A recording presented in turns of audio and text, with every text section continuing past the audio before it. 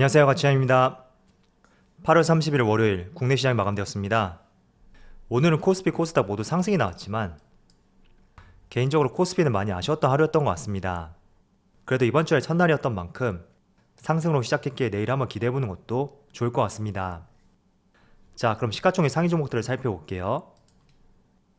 먼저 코스피를 살펴보면 오늘은 2차전지 관련주들이 조금 약했었고 또 카카오뱅크를 비롯해서 은행주들 이런 종목들이 약세를 보였습니다.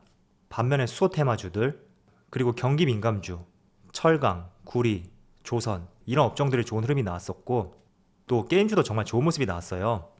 그리고 카카오와 네이버를 비롯해서 인터넷 관련주의 흐름도 좋았던 것 같습니다. 그리고 코스닥.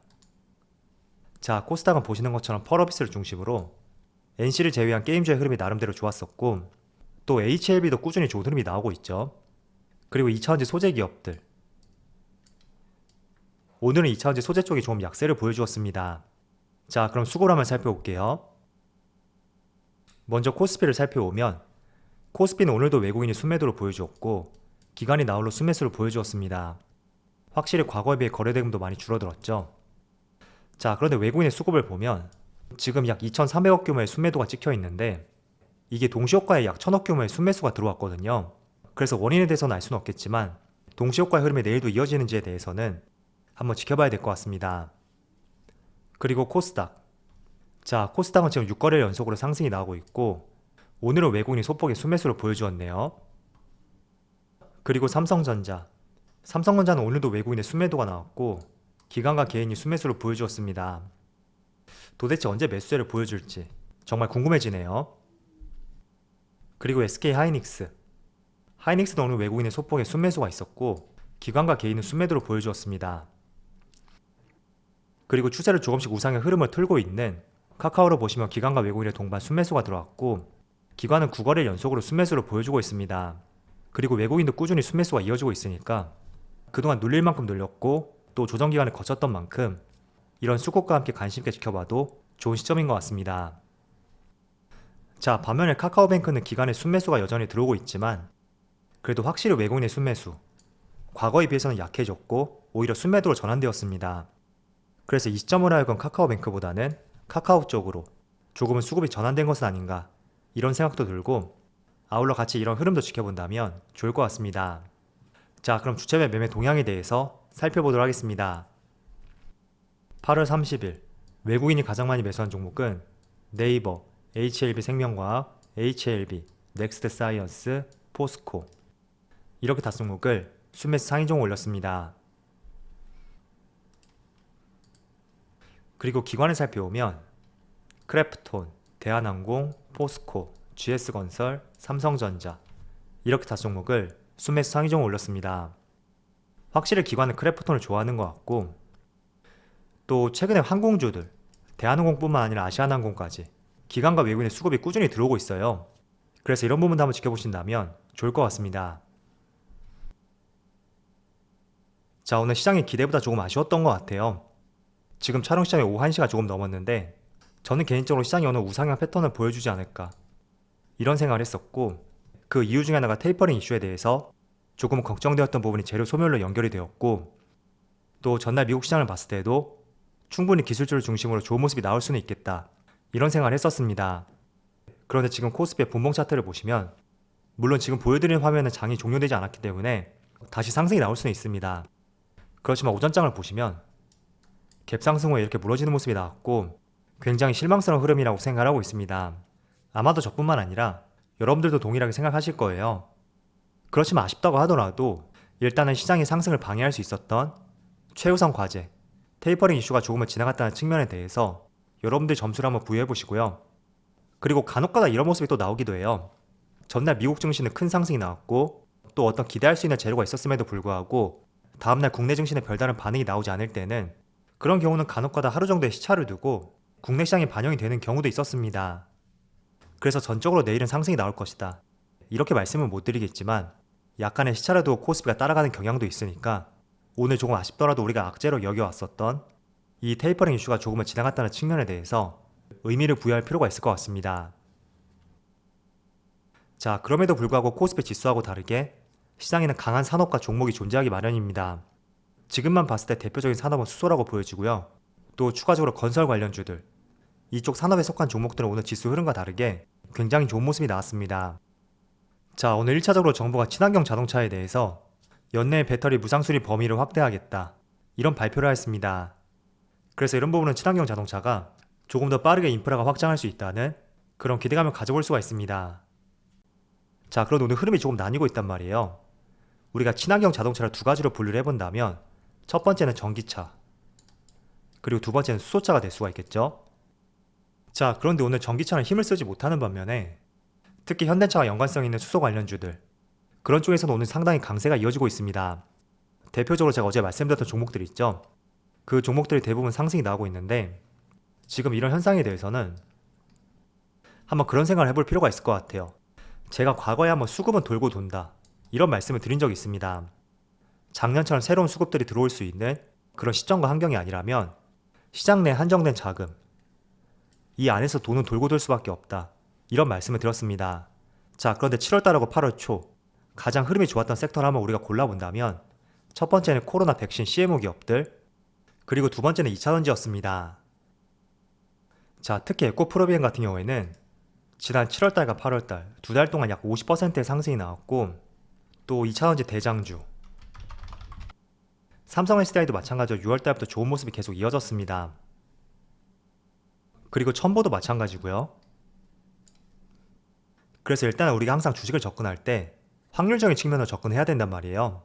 그럼 확률을 대입해 봤을 때는 그동안 가파른 상승이 나왔던 종목들, 많게는 50% 가까이도 상승이 나왔는데, 물론 긴 관점에서 봤을 때는 2차전지는 성장성이 있고 지금의 가격보다도 훨씬 상승할 수 있다는 가능성이 있습니다.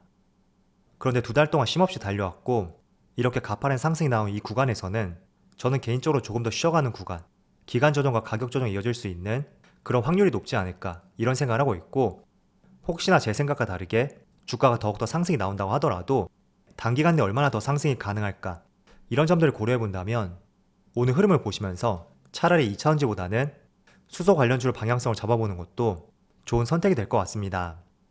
그래서 제 생각이 정답이라고 할 수는 없겠지만 시장 내 한정된 자금 내에서 이 자금의 순환, 유행이 돈다고 하죠. 그런 것들을 고려했을 때 말씀드리는 것이니까 여러분들도 스스로 한번 생각해 보시면서 판단 한번 세워보자고 말씀을 드리겠습니다. 자, 그리고 수소 관련주는 꽤나 쉬어갔던 구간이 길어졌다고 저는 보여지거든요. 지금 두산 퓨얼스를 보시더라도 수소 관련 테마는 작년 하반기쯤 되었죠. 그 당시를 제외하고는 올해 딱히 큰 흐름이 나오지 않았다, 이렇게 보여지는 것 같고, 다른 종목도 마찬가지예요. 자, 일진다이아, 이 종목도 작년 8, 9월까지 그때 이후로는 딱히 큰 흐름이 나오지 않았고, 그리고 효성중공업도 보시면 모두 작년에 강한 상승이 나왔고 올해는 딱히 어떤 흐름이 나오고 있지는 않습니다. 그래서 많이 쉬어갔던 측면도 있다고 보여지니까 이런 부분도 한번 고려해 보시고요. 다만 한 가지 유의할 점이 있다면 지금 수소 관련주는 지난주부터 가파른 상승이 나오고 있고, 또 제가 중심 차선이라고 보고 있는 21선과 이격이 많이 벌어진 종목도 있습니다. 그래서 항상 어떤 좋은 재료를 갖고 있고 또 어떤 기업이 황금알을 낳는 거위를 보유한 종목이라고 하더라도 내가 어디에서 매수했느냐, 거기에 따라서 또 손실을 볼 수도 있습니다. 그렇기 때문에 항상 급하게 접근하지 마시고요. 지금은 현대차의 수소데이도 있고 또 이번 주 중순에 일진 하이솔루스의 상장도 있는 만큼 적어도 이번 주하고 다음 주만큼은 수소 관련주에 바람이 불 수는 있을 것 같습니다. 그래서 이런 부분도 고려해 보시고요. 그렇더라도 내 기준보다 강한 상승이 나왔다면 일단 제일 원칙은 매수하지 않는 것이다, 먼저 이런 말씀을 드리도록 하겠습니다. 자, 그리고는 친환경 관련주뿐만 아니라 건설주들, GS건설과 현대건설, 그리고 시멘트 관련주들 굉장히 좋은 흐름이 이어지고 있습니다. 그리고 원인 중에 하나는 야당의 대선 후보 중에 하나인 윤석열 후보가 주말에 부동산 공약을 발표했고, 그 내용을 살펴보면 5년간에 전국에 250만 원을 공급하겠다, 이런 발표를 하였습니다. 그 때문에 건설 관련주를 정책주로 분류가 되어서 오늘 상승 기조가 이어지고 있다고 볼 수가 있습니다. 자, 그런데 이런 공약 같은 경우에는 실제로 될지 안 될지 그건 모르겠어요. 그렇지만 야당 후보뿐만 아니라 여당 유력 후보인 이재명 후보도 핵심 공약 중에 하나가 기본주택을 100만 호 이상 공급하겠다, 이런 공약을 가지고 있습니다.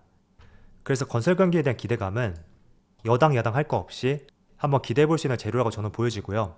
그런 측면에서 한번 접근해 보는 것도 좋은 방법이 될 것 같습니다.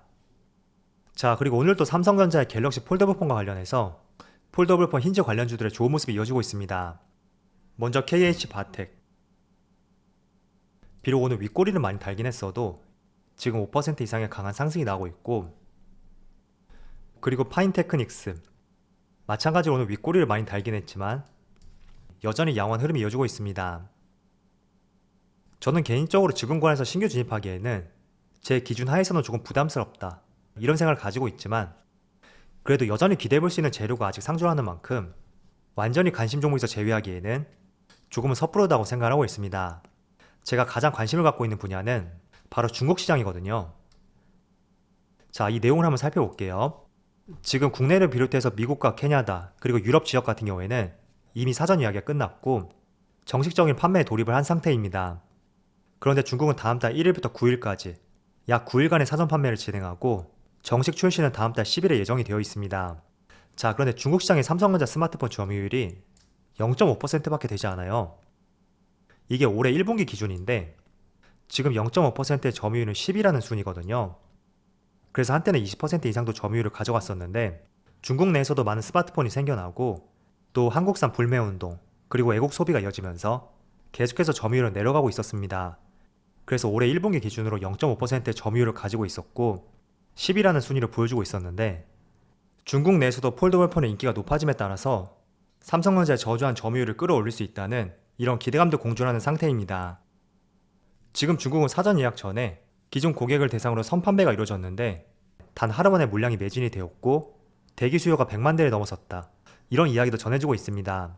그리고 출고가가 국내에서는 조금 다운되었다고 하는데 중국에서는 무려 300만원 이상의 여전히 고가 제품을 판매를 예정하고 있기 때문에 실제로 다른 국가들을 제외하고 인구수만 봤을 때는 중국 시장은 간과하기 힘든 시장이라고 볼 수가 있습니다. 그래서 폴더블폰이 중국 내에서도 크게 성공하게 된다면 저는 이런 부분이 한 번 더 주가의 밸류에이션을 높일 수 있는 재료가 될 수도 있다고 생각이 되고요. 그래서 그런 부분을 봤을 때 주가가 많이 상승했다고 하더라도 완전히 관심 종목에서 제외하기에는 조금은 아쉬운 재료라고 생각하고 있는 것입니다.